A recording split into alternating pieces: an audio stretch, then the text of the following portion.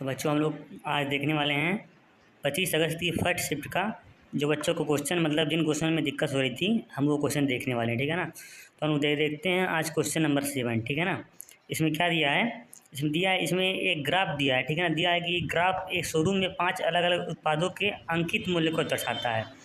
और फिर बोला क्या है नीचे, यदि लैपटॉप का अंकित मूल्य उसके क्रय मूल्य से 15% अधिक है और दुकानदार लैपटॉप के अंकित मूल्य पर 10% की छूट देता है तो लैपटॉप का लाभ परसेंट क्या होगा, लाभ प्रतिशत पूछा। ठीक है ना। देखिए यहाँ यहाँ क्या दिया है, लैपटॉप का अंकित मूल्य दिया है, क्या ग्राफ में दिया है 15,000 रुपये। ठीक है ना। तो देखिए क्या पूछा पूछा है उसका लाभ प्रतिशत। तो देखिए हम लोग क्या लिख लेते हैं, दिया है लैपटॉप का अंकित मूल्य 15,000 रुपये। ठीक है ना। हम लोग मान लेते हैं मानक क्रय मूल्य 100। ठीक है। प्रश्न में बोला है कि जो अंकित मूल्य है उसके क्रय मूल्य से मतलब 15% अधिक है। तो जब क्रय मूल्य 100 है तो अंकित मूल्य उसके क्रय मूल्य से 15% अधिक है तो अंकित मूल्य क्या हो जाएगा 115। ठीक है ना। उसके बाद तो ये और जबकि दिया है अंकित मूल्य 15,000 मतलब क्या है यहाँ पर अंकित मूल्य क्या है 115। तो 115 की किसके बराबर हो गया 15,000 की। और यहाँ से तो हम लोग 100 का मान नहीं निकालेंगे, नीचे 115 करके गुणे 100 करेंगे। 100 क्रय मूल्य का मान है तो इसको तो सॉल्व करेंगे हम लोग तो क्रय मूल्य का मान आएगा 13,043 रुपये और 48 पैसे। ठीक है ना। ये आ जाएगा क्रय मूल्य का मान। अब बोला है क्या कि अंकित मूल्य पर 10% की छूट देता है। ठीक है ना। वो अंकित मूल्य पर 10% की छूट, तो मतलब क्या छूट के बाद क्या होता है, जब हम लोग अंकित मूल्य पर छूट दे देते हैं उसके बाद जो राशि आती है वो क्या आता है, वो विक्रय मूल्य होता है। छूट के बाद जो राशि होती है वो विक्रय मूल्य होता है। तो 10% छूट दिया है तो कितना कितना बचेगा उसके पास 90% बचेगा। मतलब क्या 15,000 अंकित मूल्य का 90%। तो 15,000 अंकित मूल्य का हम लोग 90% निकालेंगे तो क्या आया 13,500। ये क्या होगा, ये विक्रय मूल्य होगा क्योंकि छूट के बाद जो राशि होती है वो विक्रय मूल्य होती है। ठीक है ना। अब लाभ बराबर क्या होता है, लाभ बच्चों हम लोग भी थोड़ा जहाँ हम लोग जिस घर पे वीडियो बना रहे हैं बगल में सड़क है, थोड़ी आवाज़ आ रही होगी। ठीक है ना, गाड़ी वगैरह की तेज़ी से, तो आप लोग उसको ज़रा एडजस्ट करिएगा। तो लाभ बराबर क्या हो जाएगा, लाभ बराबर क्या क्या होता है, विक्रय मूल्य माइनस क्रय मूल्य। तो विक्रय मूल्य कितना आया 13,500 और क्रय मूल्य हम लोग निकाला था तो घटा देंगे तो लाभ आ जाएगा 456 रुपये 52 पैसे। ये लाभ आ गया। अब लाभ प्रतिशत किस पर नहीं निकलता है, क्रय मूल्य पर निकलता है। तो लाभ प्रतिशत बराबर ये लाभ हो गया, क्रय मूल्य ये था और गुणे 100, इसको काटेंगे तो क्या आएगा 3.5। ठीक है ना, ये आएगा तब परसेंट। ठीक है ना।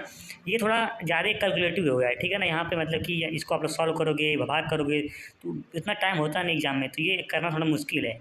ठीक है, मुझे पता है। तो इसलिए हम लोगों ने इसका एक जो इसका सेकेंड मेथड है वो भी हम लोगों ने करके यहाँ दिखाया आपको। ये थोड़ा ईजी है। ठीक है ना, इसको भी आप लोग समझिएगा, ये थोड़ा ईजी मेथड है। ठीक है ना।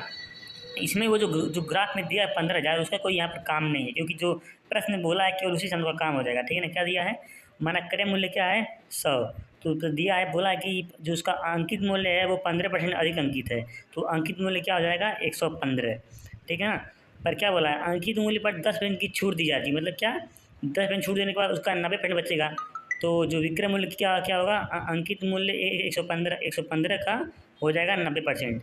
तो विक्रय मूल्य बराबर 115 अंकित मूल्य उसका 90%। ठीक है ना। तो कट के क्या है, इसको हम लोग काटेंगे तो क्या आएगा 103.5। ये क्या आ गया विक्रय मूल्य। और लाभ बराबर क्या होता है, विक्रय मूल्य माइनस क्रय मूल्य। तो विक्रय मूल्य 103.5 था, क्रय मूल्य कितना था 100। तो घटाएंगे तो लाभ क्या आ गया 3.5। हम लाभ प्रतिशत निकालेंगे, लाभ ये है तो लाभ प्रतिशत बराबर लाभ बट्टे क्रय मूल्य 100 और गुणे 100 कट जाएगा, क्या आएगा 3.5%। ये लाभ प्रतिशत है। इसमें जो 15,000 है उसका कहीं कहीं यूज नहीं होगा। ठीक है ना, वो एक्स्ट्रा दिया, अगर उसका यूज करके आपको करना है तो उसका ये मेथड है। ये थोड़ा ज़्यादा कैलकुलेटिव यहाँ लास्ट में होगा तो आपको एग्जाम में करने में दिक्कत होगी, इसलिए आप इस वाले मेथड से करना, थोड़ा ईजी आपको पड़ेगा। ठीक है ना। अगर ये समझने में आपको दिक्कत हुई होगी तो बताना, मैं इसको और अच्छे से बताऊँगा। ठीक है ना। हम लोग देखते हैं क्वेश्चन नंबर 8। ठीक है ना। इसमें क्या दिया है, दिया कि अरुण जो है वो अनु के घर जाना चाहता है। अनु का घर प्रिया के घर से 5 किलोमीटर कितना है उत्तर पश्चिम है। किसका घर है, जो अनु का घर है वो प्रिया के घर से 5 किलोमीटर उत्तर पश्चिम है। पहले हम लोग ऐसे बना लेते हैं। ठीक है ना। ये वाला ये क्या है, ये होता है उत्तर, ये है दक्षिण, इधर है पूर्व। ठीक है ना, इधर है पश्चिम। ठीक है ना। ऐसे बना लेते हैं हम लोग। तो हम लोग इसी के साथ बनाएंगे। ठीक है ना। क्या क्या बोला है, जो अनु का घर है वो प्रिया के घर से 5 किलोमीटर उत्तर पश्चिम है। तो प्रिया के घर से ना, तो हम लोग प्रिया का घर पहले कर लेते हैं। अब क्या बोला, जो जो अनु का घर है वो प्रिया के घर से 5 किलोमीटर उत्तर पश्चिम है। तो इसमें उत्तर पश्चिम कहाँ कहाँ आएगा, हम लोग जो मानते हैं जो प्रिया का घर है वह यहाँ सेंटर है, बीच में, ठीक है ना, ये मानते हैं। तो यहाँ से प्रिया का घर क्या आएगा, उत्तर पश्चिम इधर, यहाँ उत्तर पश्चिम इसके बीच, मतलब क्या, इधर तिरछे में, ठीक है ना। ये क्या है, ये है अनु का घर, कितना, 5 किलोमीटर, ठीक है ना। अब फिर क्या बोला है, अनु का घर प्रिया के घर से 5 किलोमीटर उत्तर पश्चिम में, जो थारून के घर से कड़ी में 12.5 किलोमीटर पूर्व में, मतलब क्या, जो थारून के घर से 12.5 किलोमीटर पूर्व में है, मतलब क्या, जो प्रिया का घर है वो थारून के घर से पूर्व, पूर्व क्या है, इधर है। तो थारून का घर कहीं यहाँ यहाँ होगा, तभी ना इसके घर से पूर्व में प्रिया का घर है। तो थारून के घर से पूर्व में है कितना, 12.5 कड़ी में। किसका घर है, प्रिया का घर, कहाँ, थारून के घर से। अब क्या बोला है, थारून का घर क्या है, अरुण के घर से 5 किलोमीटर उत्तर पश्चिम में है। थारून का जो घर है ये क्या है, ये अरुण के घर से उत्तर पश्चिम में है 5 किलोमीटर। जैसे प्रिया के घर से जो अनु का घर था 5 किलोमीटर उत्तर पश्चिम, उस तरह से यहाँ कहीं होगा किसका, अरुण का घर होगा, यहाँ कहीं अरुण घर। यहाँ से 5 किलोमीटर इसका होगा, इसका यहाँ क्या है कि यार बहुत बहुत शोर हो रहा है, ठीक है ना। क्या है कि अरुण के घर से थारून घर क्या है, 5 किलोमीटर उत्तर पश्चिम, तो यहाँ से 5 किलोमीटर उत्तर पश्चिम थारून घर है। अब बोला क्या है कि अरुण का घर अनु के घर से किस दिशा में, तो अनु का घर कहाँ है, यहाँ है, किस दिशा में, इधर तिरछे दिशा में। अनु के घर से तिरछे दिशा में किसका घर है, इसका अरुण का घर है। तो तिरछा मान लीजिए अनु का घर, ये अनु का घर मान लीजिए यहाँ पर है, तो अरुण का घर कहाँ है, यहाँ पर है, ठीक है ना। तो कहाँ हो गया, दक्षिण पूर्व, क्या आ गया, दक्षिण पूर्व, ठीक है ना। तो इसका आंसर हो जाएगा दक्षिण पूर्व। ये प्रश्न थोड़ा सा मतलब कन्फ्यूजिंग टाइप कर दिया है, ठीक है ना। अगर वो समझने का प्रयास करेंगे तो हो जाएगा, ठीक है ना। क्योंकि कई बच्चे सोचेंगे सर ये तो हो सकता है ऐसे भी तिरछा यहाँ पर हो, ठीक है, ऐसे नहीं, तिरछा उसका यहाँ आया है, ठीक है ना। तो वैसे होगा। अगर दिक्कत फिर भी आपको समझने में होगी तो बताइएगा, इस प्रश्न को हम और अच्छे से बताएंगे, ठीक है ना। तो हम लोग देखते हैं क्वेश्चन नंबर 20, ठीक है ना। इसमें क्या दिया है, इसमें दिया है कि एक मिश्रण, ठीक है ना, 40, एक मिश्रण के 40 लीटर में 17.3 के अनुपात में दूध और पानी है। इसमें कुछ और दूध मिलाने के बाद परिणामी मिश्रण में दूध और पानी का अनुपात 7:1 हो जाता है। तो इसमें मिलाए गए दूध की मात्रा कितनी होनी चाहिए। तो मिश्रण में जो मिश्रण वो दूध वो कितने लीटर का है, 40 लीटर का, वो किस अनुपात में है, 17.3 के अनुपात में, ठीक है ना। तो हम लोग क्या मान लेते हैं, मानते हैं कि इसमें ये क्या है, ये इसमें ये पहला इसमें क्या है, दूध, ये क्या दूध और पानी का है ना, तो पहला दूध है, ये पानी है, ठीक है। हम मानते हैं कि 17x दूध है और 3x पानी, ठीक है ना। तो कुल मिश्रण कितना है, 40 लीटर, तो 17×3 20x क्या हो जाएगा, 40 लीटर, ठीक है ना। ये 20x हो जाएगा, ठीक है ना। तो x बराबर 2 लीटर। तो इस हिसाब से दूध क्या हो गया, 17 × 2 बराबर 34 लीटर दूध हो गया, और ये 3 × 2 6 लीटर पानी, और 40 लीटर में से 34 लीटर दूध हो गया और 6 लीटर हो गया पानी, ठीक है ना।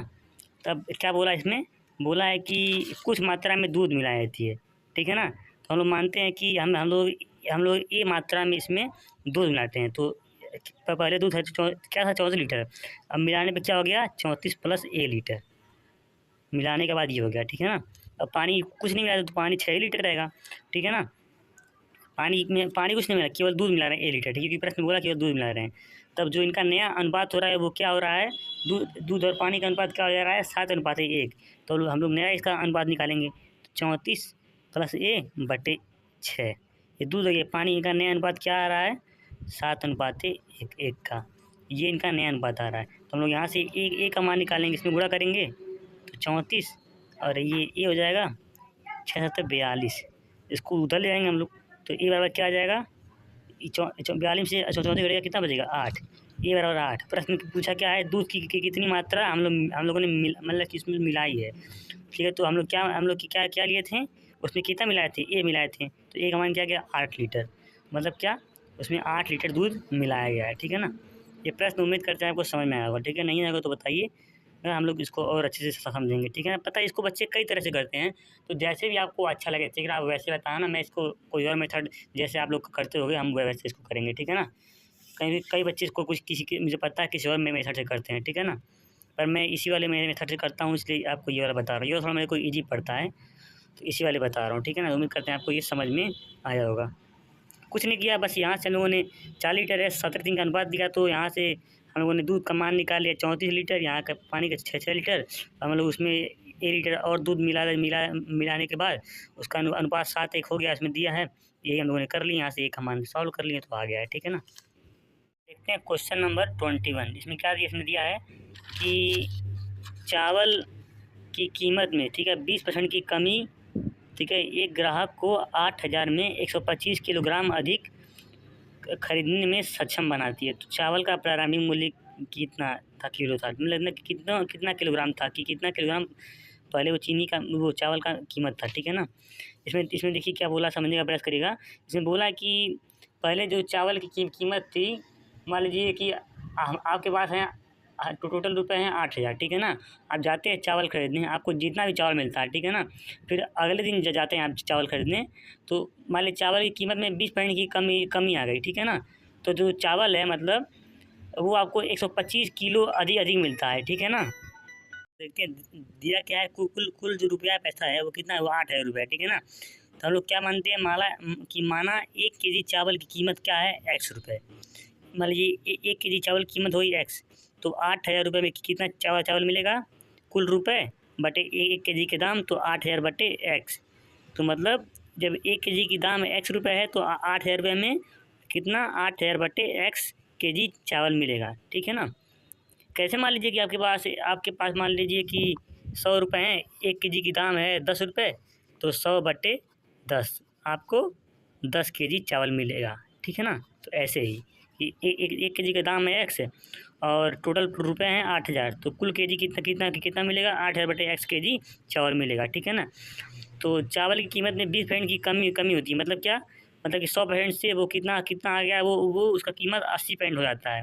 तो जो कमी हो तो कमी होने के बाद 1 केजी चावल की कीमत, पहले क्या था, चावल की कीमत x मतलब कि x रुपये प्रति किलो, अब उसमें 80% की कमी आ गई, मतलब उसमें 20% की कमी आ गई, तो कितना बचा, 80%। तो यक्स का 80% निकालेंगे हम लोग, यक्स का 80% 80 बटे 100 करेंगे, तो काटेंगे आएगा 4x बटे 5, ठीक है ना। मतलब क्या, 20% कमी होने के बाद जो उसकी जो कीमत हो गई 1 किलो चावल की, वो 4x बटे 5 हो गई, ठीक है ना। तो मूल्य में कमी होने के बाद मिला चावल, तो पहले कितना केजी मिलता था, कितना मिला था, फ़ोन आ रहा है यार, हाँ, पहले मिला था कितना, 8,000 x, ठीक है ना, फिर केजी। तो हम देखते हैं फिर से, ठीक है ना। तो हम लोगों ने यहाँ पर क्या निकाला था कि कितना केजी चावल मिलेगा, उसमें क्या निकाला था कि कुल रुपए बटे 1 केजी चावल का दाम, ठीक है ना। तो यहाँ पर इतना केजी चावल मिला था, ठीक है ना। फिर 20% डिस्काउंट के बाद एक क्या हुआ था, 1 केजी का दाम क्या आया था, 4x बटे 5, ठीक है ना। अब फिर तो डिस्काउंट होने के बाद कितना केजी चावल मिलेगा, तो कुल रुपए कितना है, 8,000, और 1 केजी चावल का दाम क्या है, 4x बटे 5। तो इसको हम लोग, ये उल्टा हो जाएगा, तो इसको हम लोग काटेंगे, तो क्या आएगा, एक तो जो ये यहाँ पर आएगा 10,000 बटे x केजी यहाँ पर चावल मिलेगा, ठीक है ना।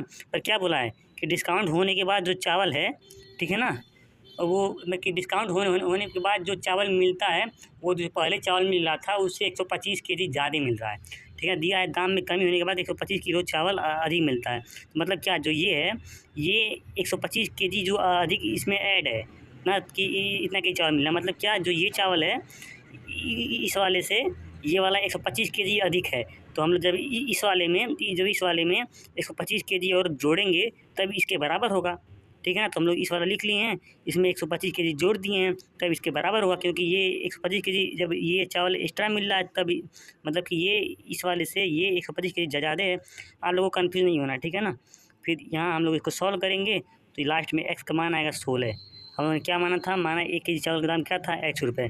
प्रश्न में वही पूछा भी है कि प्रारंभिक मूल्य प्रति किलोग्राम कितना है, तो 16 आया, तो x बराबर 16, ठीक है ना। यहाँ पर आप लोगों को कन्फ्यूज़ नहीं होना, ठीक है ना। मुझे पता है मैं थोड़ा मतलब वीडियो में कुछ ज़्यादा बार मतलब रिपीट कर देता हूँ कुछ चीज़ें, ठीक है ना, तो उससे आपको कन्फ्यूजन नहीं होना, क्योंकि मैं मतलब एक प्रोफेशनल वीडियो बनाने वाला नहीं हूँ ना, तो मतलब किसी तरह प्रयास करता हूँ, ठीक है ना। आपको समझने का प्रयास करना, पर आप लोग बोलोगे आपको अगर समझ में नहीं आएगा, मैं और बेहतर तरीके से आपको बताने का प्रयास करूँगा, ठीक है ना। पर आपको मतलब अगर समझ में नहीं आया तो मेरे को ज़रूर बताना है, 100% बताना है, झूठ नहीं बोलना आप लोगों को कि सर क्या सोचेंगे, आपको बताना है ताकि मैं फिर से आपको और अच्छे से बता सकूँ।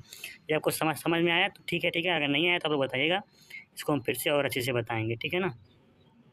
हम देखते हैं क्वेश्चन नंबर 25। इसमें दिया है कि एक रेलगाड़ी एक समान चाल से चलते हुए 250 मीटर लंबे एक प्लेटफार्म को 10 सेकंड में पार करती है, ठीक है। तो प्लेटफार्म की लंबाई क्या दिया है, प्लेटफार्म की लंबाई क्या दिया है, 240 मीटर लंबा प्लेटफार्म है, ठीक है ना। इसको जो ट्रेन है वो 10 सेकंड में पार करती है, ठीक है ना। और एक टेलीग्राफ पोस्ट, मतलब कोई छोटा सा एक पोस्ट है, ठीक है ना, उसको पार करती है 6 सेकंड पार करती है। तो रेलगाड़ी की लंबाई उसकी चाल कहती है। तो जो ये जो टेलीग्राफ इसकी लंबाई हम लोग नहीं काउंट करेंगे, ठीक है। पता ना, हम लोग जो रेलगाड़ी वाला क्वेश्चन होता है इसमें हम लोग केवल पुल की लंबाई का पुल की लंबाई का काउंट करते हैं, प्लेटफॉर्म की लंबाई काउंट करते हैं, सुरंग की लंबाई काउंट करते हैं। लेकिन जो ऐसी छोटी मोटी चीज़ें होती हैं इसकी लंबाई हम लोग काउंट, जैसे कि इंसान हो गया, कोई पोस्ट हो गया, इसकी लंबाई हम लोग काउंट नहीं करते हैं, ठीक है ना। तो इसकी लंबाई हम लोग काउंट नहीं करेंगे, ठीक है ना। तो जब प्लेटफार्म को पार करती है कितना, 240 मीटर, तो हम लोग मानते हैं ट्रेन की चाल क्या है, एस, ठीक है ना। तो जब प्लेटफार्म को पार करती है तो क्या होगा, जो उसकी कुल लंबाई होगी वो क्या, कुल दूरी क्या हो जाएगी, मान लीजिए ट्रेन की लंबाई एल है और प्लेटफार्म की लंबाई तो 40, तो कुल लंबाई क्या हो जाएगी, कुल दूरी तो 40, तो चाल बराबर दूरी क्या होगी, एल प्लस 240। जब प्लेटफार्म को पार करिए तब के लिए है, और समय कितने समय में, 10 सेकंड में पार कर रही है, ठीक है ना। तो हम लोग ये लिख लेंगे एक बार, ठीक है ना।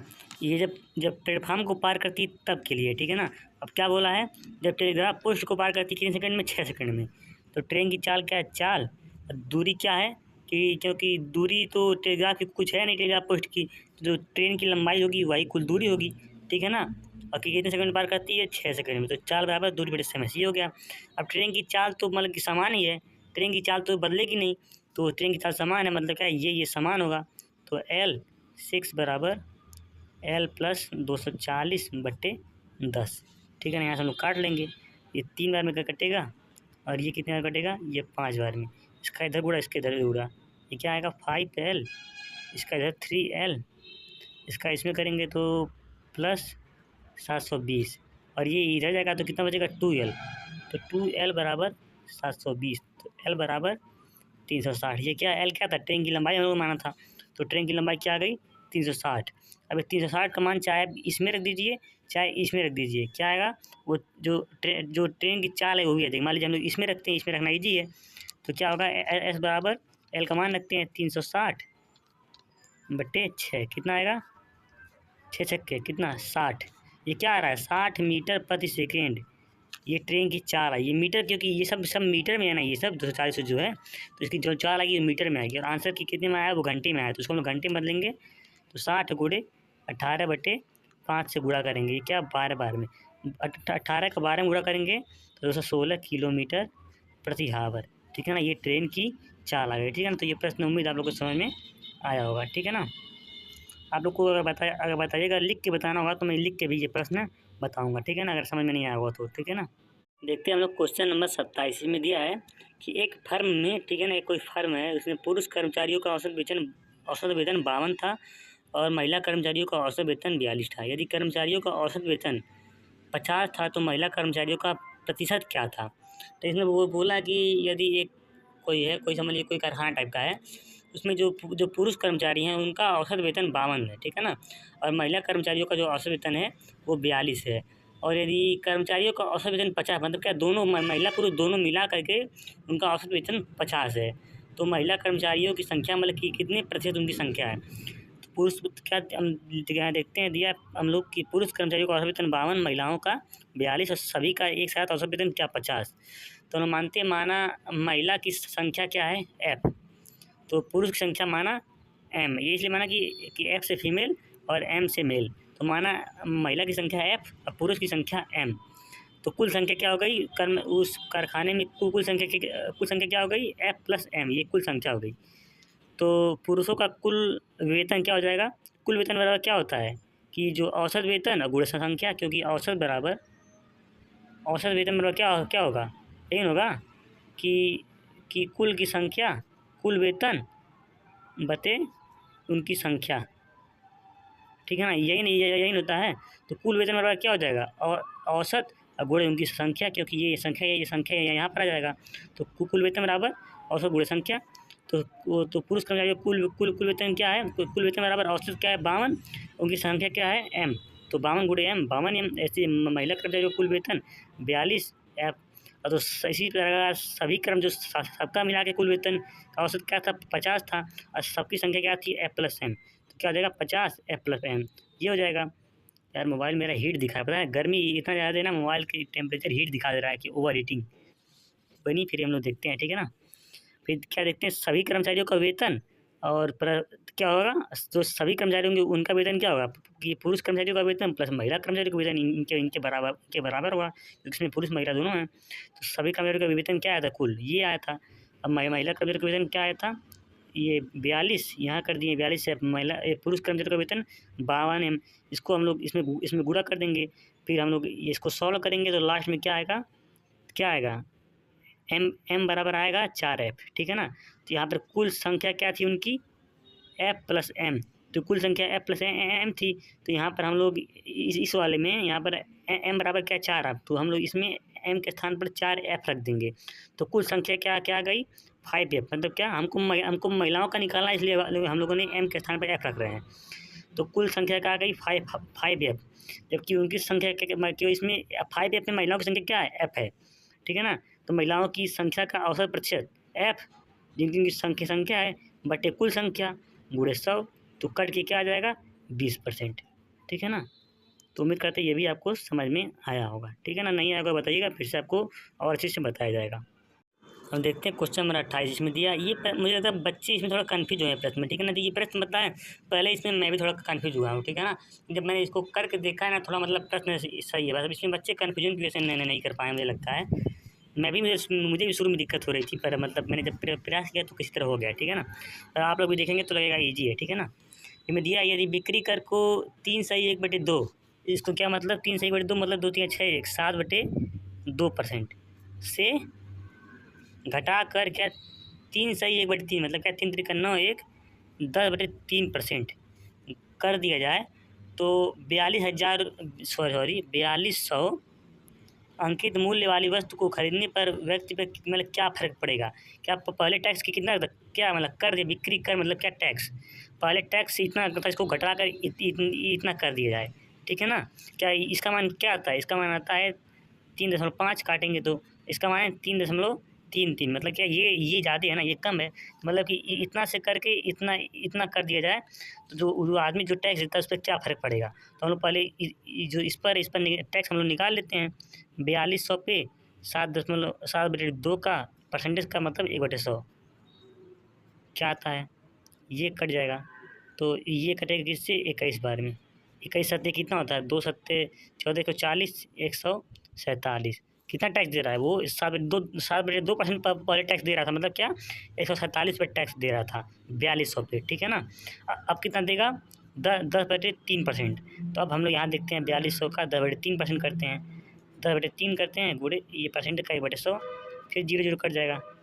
और ये कटेगा कितना बार में 3 से कटेगा तो 3 14 बार में, ठीक है ना। 14 का 10 में करेंगे 140, कितना अंतर आया, पहले 147 दे रहा था, अब कितना दे रहा है 140, मतलब क्या 7 रुपये कम दे रहा है। तो कितना का फ़र्क पड़ा 7 रुपये का फ़र्क पड़ा, ठीक है ना। यही आंसर है कि 7 रुपये का फ़र्क पड़ा, ठीक है। देखा ना आप लोगों ने, प्रश्न मतलब ईजी था, बस उसका जो लैंग्वेज समझने में दिक्कत बच्चों को हो रही थी, मुझे पता है, ठीक है ना।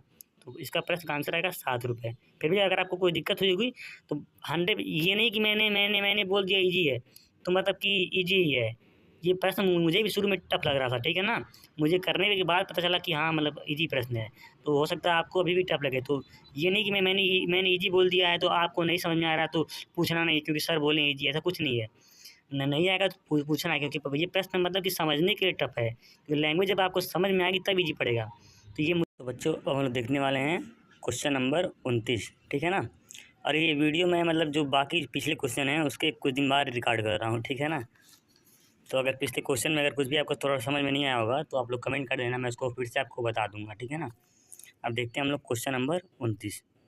तो इसमें क्या दिया है कि PQR अपनी पूंजी को 2/5 अनुपाते 3/4 अनुपाते 5/8 के अनुपात में निवेश करके साझेदारी में प्रवेश करते हैं। 4 महीने बाद P ने अपनी पूंजी में 50% की वृद्धि की, लेकिन Q ने अपनी पूंजी में 20% की कमी की। तो 1 वर्ष के बाद अंत में 28,210 के कुल लाभ में Q का हिस्सा क्या है, ठीक है ना। तो बच्चों अगर पिछली वीडियो में कुछ भी दिक्कत हो या फिर कुछ मान लीजिए वो वीडियो मैं थोड़ा धूप में रिकॉर्ड कर रहा था, तो थोड़ा उस टाइम मतलब बंद हो जा रहा था मोबाइल हीट की वजह से, तो इसलिए मैं मतलब कुछ दिन बाद रिकॉर्ड कर रहा हूँ अब। तो अगर उसमें कुछ दिक्कत हुई होगी तो आप लोग बताना, ठीक है ना। तो प्रश्न में क्या दिया है, PQR का अनुपात इतना दिया है, तो हम लोग इसमें ये 5, 4 और 8 का LCM ले करके मतलब इसमें गुणा करेंगे तो फिर ये इतना हो जाएगा, ठीक है। इतने में 16, 30 और 25 के अनुपात में हो जाएगा यही चीज़। ये तो आप लोग करना आता होगा, ठीक है ना। उसके बाद क्या क्या बोला है, ये PQ का अनुपात है। तो P का मान लीजिए हम लोग क्या होते हैं, निवेश की राशि हो गई 16, Q की हो गई 30 और R की हो गई 25। ये इनकी निवेश राशि हो गई, ठीक है ना। अब बोला क्या है प्रश्न में कि 4 महीने बाद P ने अपनी पूंजी में 50% की वृद्धि की। मतलब क्या, 4 महीने बाद वृद्धि की, मतलब 4 महीने तक जो 16 रुपये राशि है वही निवेश की।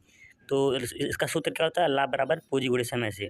तो 4 महीनों में उसके द्वारा कमाया गया लाभ, क्योंकि 4 महीने बाद वो वृद्धि कर रहा है ना, मतलब 4 महीने लाभ कमा ले रहा है पहले, उसके बाद तब पूंजी में वृद्धि कर रहा है। तो 4 महीने में कमाया गया लाभ बराबर पूंजी गुणे समय से क्या हो जाएगा, पूंजी कितना है 16 और समय कितना है 4 महीने, तो 16 चौका 64, यहाँ इसका 64 लाभ हो गया। अब फिर क्या बोला है, Q ने अपनी पूंजी में 20% की कमी की 4 महीने बाद। 4 महीने बाद 20% की कमी की, मतलब पहले 4 महीने कमा ले रहा है उसके बाद कमी कर रहा है। तो Q द्वारा 4 महीने में कमाया गया लाभ क्या, पूंजी क्या है 30, पूरे समय क्या है 4, तो इसके द्वारा 4 महीने में कमाया गया लाभ क्या है 120। तो देखिए Q के बारे यहाँ क्या होता है, R के बारे में कुछ नहीं बोला है, ठीक है। तो अब इसको मतलब क्या, अब इसको छोड़ते फिर इन को देखते हैं। फिर क्या बोला है P का कि P कितने परसेंट की, 50% की कटौती करता है, ठीक है ना। तो 16 का 50% क्या होगा 8, 16 का 50% आप लोग निकालोगे तो क्या होगा 8, मतलब क्या 8 की कटौती करता है 16 में से। तो 8 की कटौती करने के बाद कितना बचेगा, नहीं क्या वृद्धि करता है, सॉरी 50% की वृद्धि करता है ना P, तो इसमें वृद्धि होगा। तो 16 का 50% क्या होगा 8 होगा। तो 8 की वृद्धि करेगा तो नई पूंजी की क्या हो गई, नई पूंजी हो गई 24, ठीक है ना, क्योंकि 50% की वृद्धि की है, नई पूंजी हो गई 24। अब फिर इसका क्यू का क्या बोला है, क्यू ने अपनी पूंजी में 20% की कमी की, तो क्यू का हम लोग 20% निकालेंगे तो इसका 20% आएगा 6, मतलब क्या 30 में से 6 की कमी की, ठीक है ना।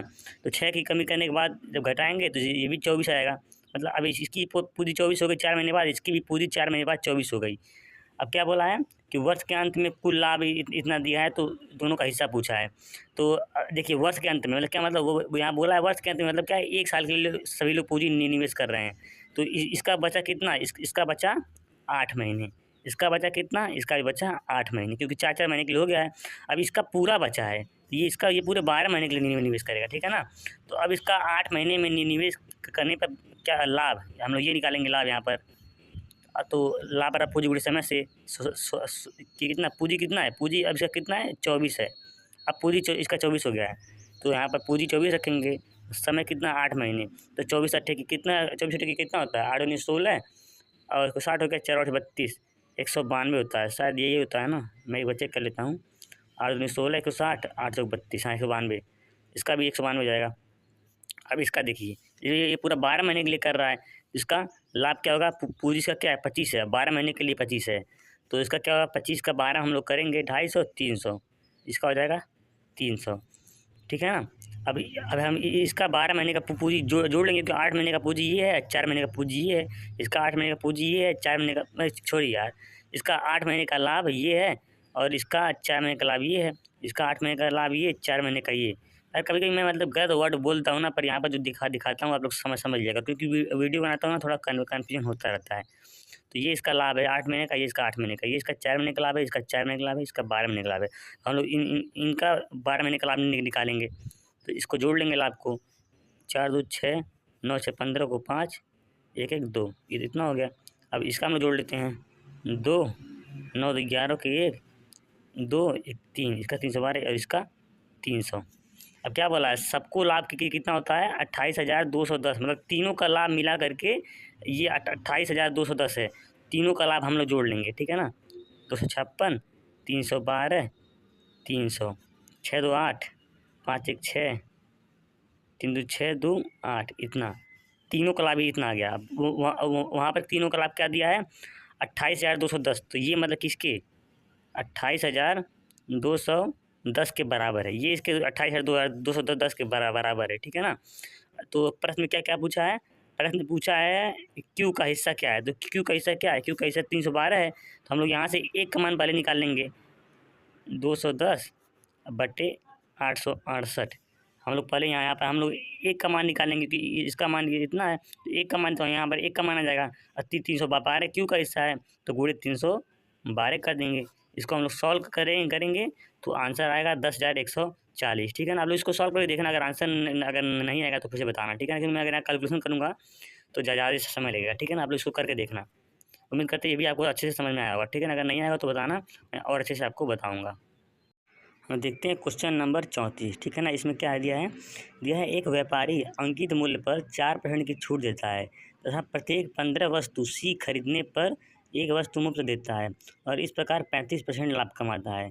ज्ञात कीजिए अंकित मूल्य क्रय मूल्य से कितना प्रतिशत अधिक है। देखिए यहाँ क्या बोला, प्रत्येक 15 वस्तु सी, मतलब यहाँ कोई वस्तु सी है, उसको खरीदने पर एक वस्तु मुफ्त देता है। मतलब क्या, वो टोटल 16 वस्तु देता है। मतलब कोई व्यक्ति 15 खरीदता है तो साथ में एक और देता है, मतलब क्या टोटल 16 वस्तु देता है। तो देखिए दिया है कि अंकित मूल्य पर 4% की छूट दे रहा है और 15 वस्तु खरीदने पर एक वस्तु मुफ्त देता है, फिर भी उसको 35% का लाभ होता है ना। तो अंकित मूल्य क्रय मूल्य से कितना % अधिक है, यही पूछा है, ठीक है ना। तो हम लोग मान लेते हैं कि माना एक वस्तु का क्रय मूल्य 100 था, ठीक है। माना एक वस्तु का क्रय मूल्य 100 था, तो टोटल कितना, वो टोटल 16 वस्तु दे रहा है ना, क्योंकि 15 खरीद रहा है कोई, तो एक उसको मुफ्त दे रहा है, मतलब क्या वो 16 वस्तु दे रहा है। तो 16 वस्तुओं का क्रय मूल्य कितना, 1600। 16 वस्तुओं का क्रय मूल्य 1600, ठीक है ना। तो व्यक्ति के लिए वो 16 वस्तु दे रहा है, जो दुकानदार है, उसके लिए क्रय मूल्य क्या आ जाएगा, क्या क्या जाएगा, 1600, क्योंकि टोटल 16 वस्तु दे रहा है ना। तो उसके लिए जो लागत होगी वो क्या हो जाएगी, 1600 हो जाएगी। उसको 35% का लाभ हो रहा है। जो लाभ होता है वो लागत या क्रय मूल्य पर होता है, तो लाभ 35% होता है। तो लाभ क्या हो जाएगा, 1600 पर उसको 35% का लाभ हो रहा है, ठीक है। तो कितना, उसको 560 का लाभ हो रहा है, ठीक है ना। उसको 560 का लाभ हो रहा है। वो वस्तु की टोटल लागत क्रय मूल्य क्या थी, 1600। अब मानते हैं, माना एक वस्तु का अंकित मूल्य क्या है, एक्स। एक वस्तु का अंकित मूल्य क्या है, एक्स। अब क्या है, वस्तु पर वो मतलब 4% की जो अंकित मूल्य दिया है, क्या उस पर 4% की छूट दे रहा है। अंकित मूल्य पर 4% की छूट दे रहा है। तो 4% की छूट देने के बाद एक्स पर क्या होगा, वस्तु 96% में बिकेगी। जो वस्तु का है 4%, 100% में से 4% उसको छूट दे रहा है, तो वस्तु 96% पर बिकेगी। तो छूट के बाद क्या होता है, विक्रय मूल्य होता है। तो 4% छूट के बाद विक्रय मूल्य क्या हो जाएगा, एक्स का 96%। इसका 96% क्या आएगा, काटेंगे तो आएगा 24x/25 ही आएगा। मतलब क्या, ये आ गया विक्रय मूल्य आ गया, ठीक है ना। क्योंकि छूट के बाद विक्रय मूल्य होता है। अंकित मूल्य पर छूट के बाद क्या आता है, विक्रय मूल्य आता है। तो अंकित मूल्य एक्स था एक वस्तु का, तो 4% छूट देने के बाद क्या आ गया, 24x/25, ये एक वस्तु का आ गया अंकित मूल्य, ठीक है ना। तो देखिए ये एक वस्तु का क्या आ गया, विक्रय मूल्य आ गया। तो 15 वस्तुओं का भी विक्रय मूल्य, क्योंकि देखिए जो जो जो जो खरीद रहा है वो 15 वस्तुओं का पैसा दे रहा है, ठीक है ना। वो 15 वस्तुओं का ही पैसा दे रहा है। और जो विक्रय मूल्य क्या होता है, जितने वस्तुओं का पैसा दिया जाता है विक्रय मूल्य वही होता है, ठीक है ना। कि क्रय मूल्य की जितना वस्तु की लागत, टोटल लागत क्या, 16 वस्तु है ना, क्योंकि 16 वस्तु दे रहा है दुकानदार, तो उसका लागत 1600 पड़ जा रहा है। तो यही क्रय मूल्य हो गया। पर जो खरीदने वाला है वो 15 वस्तु का ही दाम दे रहा है, मतलब क्या 15 वस्तु का ही विक्रय मूल्य दे रहा है। तो एक वस्तु का विक्रय मूल्य 24x/25 हो गया। तो 15 वस्तुओं का विक्रय मूल्य 24x/25 गुणे 15 करेंगे तो आएगा 72x/5, ठीक है ना। ये विक्रय मूल्य हो गया। अब सूत्र क्या होता है, विक्रय मूल्य बराबर क्रय मूल्य प्लस लाभ, ये सूत्र होता है। तो विक्रय मूल्य क्या आया था, इतना। क्रय मूल्य क्या था, 1600, 16 वस्तुओं का। लाभ कितने का कमा रहा था, 35%, कितना, 560 लाभ कमा रहा था। इसको हम लोग सॉल्व करेंगे तो आएगा x बराबर कितना आएगा, 150। ये क्या है, x और 150। हमें क्या माना था, एक वस्तु का ये माना था अंकित मूल्य, और वस्तु का क्रय मूल्य क्या था, 100। तो दोनों का अंतर क्या होगा, तो लाभ बराबर क्या हो जाएगा, अंकित मूल्य और माइनस क्रय मूल्य, ये लाभ हो गया। नहीं क्या बोलते हैं ये, सॉरी यार, क्या बोलते हैं ये प्रश्न बोला क्या है, अंकित मूल्य क्रय मूल्य कितना % अधिक है। पर देखते हैं कितना अधिक है। ये अंकित मूल्य 150, क्रय मूल्य है 100, दोनों को घटाएंगे तो आएगा 50। अब 50 क्रय मूल्य का कितना % है, क्रय मूल्य 100 है, तो 50 क्रय मूल्य का कितना % निकालेंगे तो 50% ही आएगा, ठीक है ना। तो उम्मीद करते हैं ये प्रश्न आपको समझ में आया होगा। अगर नहीं आएगा तो आप लोग बताना, फिर से मैं और अच्छे से बताऊँगा, ठीक है ना। ये आप लोग को समझने में दिक्कत होगी तो ये यहीं होगी, या तो यहाँ हुई होगी या तो यहाँ पर हुई होगी, ठीक है ना। ये 15 वस्तुओं का विक्रय मूल्य यहाँ कैसे हो गया, क्योंकि पता है विक्रय मूल्य क्या होता है। जो खरीदने वाला आदमी है, जो खरीदने आया है, ठीक है ना, वो जितना रुपए दे रहा है वो वही विक्रय मूल्य है। तो वो केवल 15 वस्तुओं का ही दाम दे रहा है, तो ठीक है ना। वो क्योंकि एक वस्तु उसको मुफ्त में मिल जा रही है, तो 15 वस्तुओं का दाम दे रहा है, तो इसलिए विक्रय मूल्य 15 वस्तुओं का ही होगा। और जो दुकानदार है वो 16 वस्तु दे रहा है ना खरीदने वालों को, तो एक वस्तु का क्रय मूल्य 100 था, मतलब क्या है, वो 1600 की वो वस्तु उसको दे रहा है, मतलब 1600 उसका लागत लग रहा है, ठीक है ना। तो यहाँ से आप लोग सब समझ सकते हैं। देखते हैं क्वेश्चन नंबर 35, ठीक है। इसमें क्या दिया है, 2 पुरुष और 1 महिला एक साथ एक काम को 14 दिन में पूरा कर सकते हैं, और 4 महिलाएं और 2 पुरुष मिलकर इसे 8 दिनों में पूरा कर सकते हैं। यदि एक पुरुष को प्रतिदिन 600 मिलते हैं, तो एक महिला को प्रतिदिन कितना मिलना चाहिए, ठीक है ना। देखिए, इस टाइप के प्रश्न के लिए अगर ऐसा महिला पुरुष का काम करने वाला आता है ना, इसके लिए एक मतलब थोड़ा फार्मूला टाइप का होता है। तो अगर एक ही काम को दोनों कर रहे हैं, मतलब बारी-बारी से, मतलब कि एक ही काम को 2 लोग कर रहे हैं, मतलब जैसे इसमें दिया है कि 2 पुरुष 1 महिला एक काम को इतने देर में करते हैं, फिर 4 पुरुष और 2 महिला उसी काम को इतने दिन में करते हैं। तो अगर इस टाइप का आता है तो उसके लिए फार्मूला होता है क्या, यहाँ पर पुरुष प्लस महिला प्लस यहाँ पर दिनों की संख्या, ठीक है, इक्वल टू जो जो देखिए जो पहला पुरुष महिला दिया रहे वहाँ पर ये, फिर दूसरा पुरुष महिला दिए रहे तो वहाँ पर पुरुष प्लस महिला प्लस दिनों की संख्या, ठीक है ना। ऐसे करेंगे तो वो हो जाएगा, ठीक है ना। तो हम लोग इसी प्रकार करके देखते हैं। तो देखिए क्या क्या क्या बोला है कि 2 पुरुष और 1 महिला एक काम को 14 दिन में करते हैं। क्या बोला है, 2 पुरुष प्लस क्या 1 महिला है, तो 1 महिला कि कितने दिन में कर रहे हैं, 14 दिन में कर रहे हैं, ठीक है ना। और 4 महिलाएं और 2 पुरुष मिलकर इसे 8 दिन में कर सकते हैं, मतलब क्या यहाँ पर उसी काम को कर रहे हैं, ठीक है ना। तो क्या 4 पुरुष प्लस 4 महिलाएं हैं, ठीक है, 4 महिलाएं दिया है, 4 महिलाएं प्लस 2 पुरुष इसे मिलकर 8 दिन में कर रहे हैं, ठीक है ना। तो हम लोग पहले यहाँ पर दोनों के एक दिन में जब इसको सॉल्व करेंगे तो दोनों का एक दिन में कितना काम करते हैं वो आ जाएगा, ठीक है ना। तो हम लोग इसको काटते हैं, ये 7 से 2 से कटेगा तो ये 4 बार में, ये 7 बार में, 7 का अंदर गुणा करते हैं, 14P प्लस 7M, और ये क्या होगा, 4 से 16M प्लस 4 दूनी 8P। अब P वाला इधर कर दीजिए और ये M इधर कर दीजिए, इधर जाएगा तो क्या क्या बचेगा 6P, ये इधर क्या बचेगा 9M। इनका हम लोग निकालेंगे P बट यहाँ पर काटेंगे, 3 दूनी 6, 3 त्रिका 9, क्या आएगा P बटे M, क्या आ जाएगा 3/2। मतलब क्या, जो पुरुष है वो एक दिन में 3 काम कर रहा है, ठीक है ना। जो महिला है वो एक दिन में 2 काम कर रही है। तो पुरुष एक दिन में 3 काम करने के लिए कितना 600 रुपये ले रहा है, वही बोला ना, पुरुष एक दिन में काम में 600 रुपये ले रहा है। तो एक काम का कितना हो गया 200, एक काम का 200 हो गया। अब महिला एक दिन में दो काम कर रही है, तो 2 काम करने के लिए क्या हो जाएगा, 2 गुणे 200 के जा 400, समझे आप लोग ना। यहाँ से पुरुष एक दिन में 3 काम कर रहा है तो वो 600 ले रहा है, तो एक काम का कितना हो गया 200 हो गया।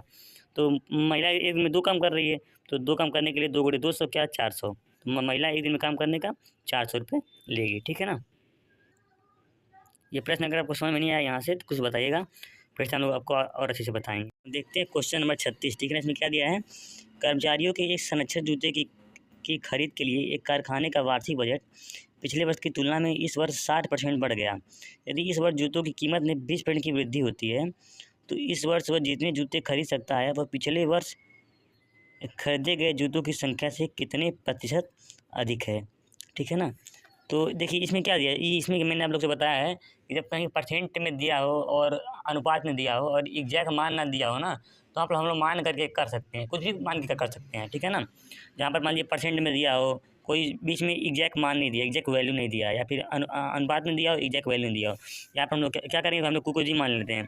हम लोग मान लेते हैं कि वो मान लीजिए एक जूते की कीमत पहले क्या थी 100 थी, ठीक है ना, और वो 10 जूते खरीदते थे, तो कितना 1000 उसको मिलता था, उनको 1000 मिलता था, और एक जूते की कीमत थी 100 रुपये।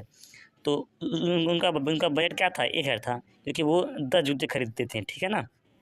100 रुपये का एक जूता, 10 जूते खरीदते थे 1000 में। अब क्या बोला है कि पिछले वर्ष की तुलना में इस वर्ष 60% उनका जो वार्षिक बजट है वो मतलब बढ़ गया है। पहले बजट कितना था 1000, अब 60% बढ़ गया है। तो इसका 60% बढ़ाएंगे तो क्या होगा, बढ़ के आ जाएगा 1600, क्योंकि 1000 का 60% क्या होता है 600 होता है। 1000 का 60% 600 होता है, तो 600 बढ़ाएंगे तो अब बजट की कितना हो गया है 1600 हो गया है, ठीक है ना। और क्या बोला है कि इस वर्ष जूते की कीमत में 20% की वृद्धि हो गई है। जूते की कीमत कितनी थी 100 थी, 20% की वृद्धि हुई, कितना 120 हो गई है। जूते की कीमत 120 हो गई है, ठीक है ना। अब वो वही बोला है, पूछ रहा है कि पहले जितने जूते खरीदता था और वो अब जितने जूते खरीद रहा है वो पहले की तुलना में कितना प्रतिशत अधिक है। तो पहले कितना जूते, तो पहले 10 जूते खरीद रहा था, ठीक है ना। अब देखते हैं कितना जूते अब खरीदेगा। तो 1600 में खरीद रहा है, एक जूता 120 का है, तो कितना जूते खरीदेगा, बटन भाग दे देंगे, कितना जूते खरीदेगा 4 तियाँ 12, यहाँ 40, क्या आ गया 40/3, ये आ गया, ठीक है ना। अब देखेंगे पहले कितना, पहले 10 जूते खरीदता था, अब खरीद रहा है 40/3 जूते खरीद रहा है। तो देखेंगे कि कितना अधिक खरीद रहा है।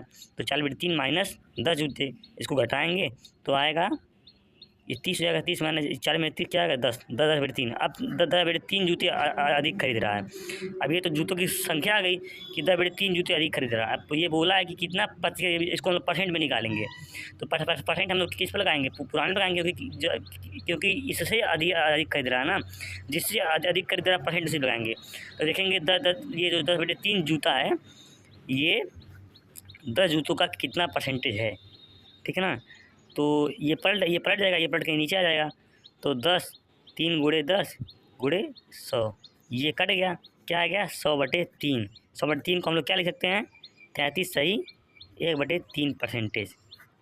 समझे आप लोग, मैंने बिना लिखे ही बताया है।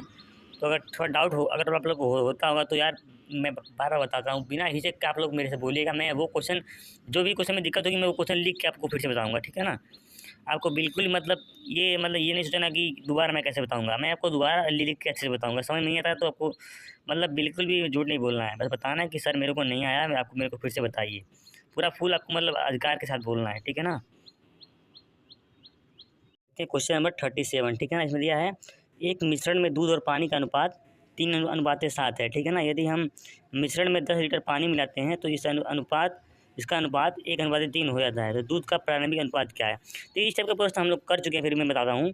देखिए क्या बोला, दूध और पानी का अनुपात क्या है 3:7 है, ठीक है ना।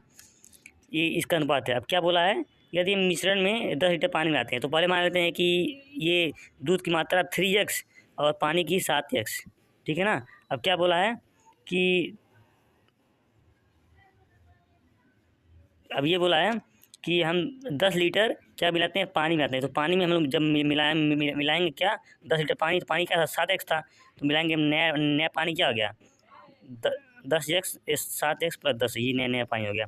अब इनका नया अनुपात क्या आएगा 3x/7x। इनका नया अनुपात आ रहा है, क्या आ रहा है 1:3, ठीक है ना। देखिए पहले क्या था, दूध था 3x, पानी था 7x। अब हम लोग 10 लीटर और पानी मिला दिए तो क्या आ गया, पानी क्या आ गया 7x + 10, ये नया पानी आ गया। तो इसके बाद बोला है कि दूध और पानी का अनुपात 1:3 हो जाता है। तो दूध और पानी का अनुपात नया क्या आ गया 1:3 हो गया है। इसको हम लोग सॉल्व करेंगे, x का मान निकालेंगे तो गुणा करेंगे, क्रॉस इसका से गुणा करेंगे तो 9x, इसका उधर करेंगे तो 7x + 10, ये आ जाएगा 2x बराबर 10 आ जाएगा, x बराबर 5। प्रश्न में पूछा क्या है, दूध की प्रारंभिक मात्रा क्या थी 3x। तो x का मान 5 है, तो इसमें गुणा करेंगे 3x, 3 × 5 15 लीटर। दूध की प्रारंभिक मात्रा कितनी थी 15 लीटर, ठीक है ना। तो उम्मीद करते हैं ये प्रश्न आपको समझ। अगर आप लोग यहाँ पर ये समीकरण अगर ऐसे अगर आपको लिख सकते हैं तो आपको कोई दिक्कत नहीं होगी, ठीक है ना। यहाँ पर आप लोग को मैं बता रहा हूँ कहने में कैसे किया है। ये आपने दूध मान लिए 3x, पानी मान लिया 7x, तो पर पानी 10 लीटर एक्स्ट्रा मिला रहे हैं तो क्या 7x + 10 हो गया, ये नया पानी हो गया। और नया पानी मिलाने के बाद उनका जो अनुपात होता है वो 1:3 होता है। दूध और पानी मिलाने के बाद अनुपात 1:3 हो गया। इसको सॉल्व कर देंगे तो x का मान आएगा 5। अब पूछा है प्रारंभिक दूध की मात्रा क्या थी 3x, तो 3x का मान क्या जाएगा 15 लीटर। हम देखते हैं क्वेश्चन नंबर 38। इसमें क्या बोला है, एक निश्चित चक्रवृद्धि ब्याज वार्षिक रूप से संयोजित पर 4 वर्षों के बाद 700 हो जाती है और 8 वर्षों के बाद 1000 हो जाती है। तो शुरुआती रकम दोनों मानते हैं शुरुआती रकम थी P, ठीक है ना। तो ये कितना 4 वर्षों बाद, ठीक है ना, वो 4 वर्षों बाद, ठीक है ना, 4 वर्ष देख लेते हैं बाद कितना हो जा रही है 700, और 8 वर्ष मतलब क्या 4 वर्ष यहाँ और 4 वर्ष यहाँ भी, 4 वर्ष यहाँ भी कितना हो जा रही है 1000 रुपये, ठीक है ना, क्योंकि 4 वर्ष यहाँ हो गया और 4 से मिलाएंगे तो 8 वर्ष, 8 वर्ष बाद एक हो जा रही है। अब बोला ये पी का मान क्या था, तो हम लोग क्या देखते हैं, हम लोग पहले यहाँ से यहाँ देखते हैं कि इन 4 वर्षों में कितना गुना वृद्धि हुआ है, कितना गुना वृद्धि हुआ है, तो कितना गुना वृद्धि हुआ है। अब हम लोग कैसे निकालेंगे, जो ज़्यादा रकम है 1000 बटे 700, इसको काटेंगे, क्या 10/7 गुना वृद्धि हुआ, 7 से 10/7 गुना वृद्धि होकर के 4 वर्षों में 1000 हो गया है, ठीक है ना। तो ये ब्याज समान, ये 4 वर्षों में ये जो वृद्धि हो रही है समान ब्याज से सभी वृद्धि होगी ना, तो मतलब क्या पी का भी 10/7 गुना कर करके 700 आया होगा, ठीक है ना। देखिए यहाँ से यहाँ तक 4 वर्षों में कितना वृद्धि हुआ है, 10/7 गुना वृद्धि हुआ है, मतलब क्या यहाँ से यहाँ, क्योंकि समान यहाँ भी 4 वर्ष यहाँ भी 4 वर्ष है, तो यहाँ से यहाँ भी क्या 4 वर्षों में 10/7 गुना वृद्धि हो गया, तो मतलब क्या पी में 10/7 गुना वृद्धि हुआ होगा, तो गुणा करके कितना 700 आया होगा, ठीक है ना। अब हम इसी को सॉल्व कर लेंगे तो पी का मान आ जाएगा, तो पी बराबर ये 10 एक जीरो कट जाएगा, यहाँ 7×7 = 49, 490, क्या पी क्या था 490, यही आंसर आ जाएगा, ठीक है ना। यहाँ पर आपको समझ, आप लोगों को यहाँ पर कोई डाउट हो तो आपको समझिएगा फिर से। देखते हैं क्या बोला है कि 4 वर्षों बाद कोई धनराशि 700 हो जाती है, फिर अगले 8 वर्ष मतलब कि फिर 8 वर्षों बाद 1000 होती है, तो 4 वर्ष यहाँ पर 700 हो गया, फिर 4 वर्ष और करेंगे तो 8 वर्ष बाद क्या राशि 1000 हो गई, ठीक है ना। तो हम लोग को पी का मान पता करना है, तो हम लोग पहले यहाँ पर 4 यहाँ भी समान है, यहाँ भी 4 समान है, जब ब्याज समान है तो चक्रवृद्धि ब्याज में यही पता क्या होता है, हमने चक्रवृद्धि ब्याज में ये होता है कि गुना होता है, तो मान लीजिए कोई राशि 2 वर्षों में जितना गुना हो रही है, वो अगले 2 वर्षों में उसका जो यहाँ हो गई है उसका ही उतना गुना अगले 2 वर्षों में होगी, तो यहाँ पर ब्याज समान है और 4 वर्षों में जितना गुना होगी उसका उतना गुना अगले 4 वर्षों में होगी, तो अगले 4 वर्षों में कितना गुना हुई है 1000/7 हम लोग करेंगे, तो क्या आएगा 10/7 गुना हुई है, मतलब क्या पी से भी 10/7 गुना राशि हुई होगी, तो पी का 10/7 गुना कर लिया और बराबर के कितना हुआ है 700 हो गया, तो पी का मान निकालेंगे तो 490 आएगा। तो यहाँ पर कोई दिक्कत आपको होगी तो फिर से आप लोग बताइएगा, मैं आपको अच्छे से बताऊँगा, ठीक है ना। बच्चे अगर आपको किसी भी क्वेश्चन में कोई दिक्कत होगी ना तो आप लोग मेरे को बताइएगा, ठीक है ना। और अगर कोई क्वेश्चन मेरे से अगर छूट गया होगा तो आप लोग उसको भी बताइएगा, मैं इसको फिर से मतलब देखूँगा कि कौन सा क्वेश्चन है, ठीक है ना। तो आप लोग इस जितने भी क्वेश्चन मैंने बताया उसको अच्छे से सॉल्व करिएगा, ठीक है। और अगर किसी क्वेश्चन अगर कोई मेरा छूट गया होगा जो मैं नहीं बता पाया हूँगा, आप लोग कमेंट करना, मैं वो क्वेश्चन बताऊँगा, ठीक है ना। मैंने तो अपने हिसाब से सब बताया है, और फिर भी अगर कोई लगता है आपको तो आप लोग बिना झिझक के आपको बोलना है कि सर ये भी क्वेश्चन बता दीजिए, ठीक है ना। मैं वो क्वेश्चन बताऊँगा, ठीक है ना, कहीं न कहीं मैं वो उसको मतलब अच्छे से और अच्छे से बताऊँगा, ठीक है ना। तो मिलते हैं आपसे नेक्स्ट वीडियो में, तब तक के लिए बाय।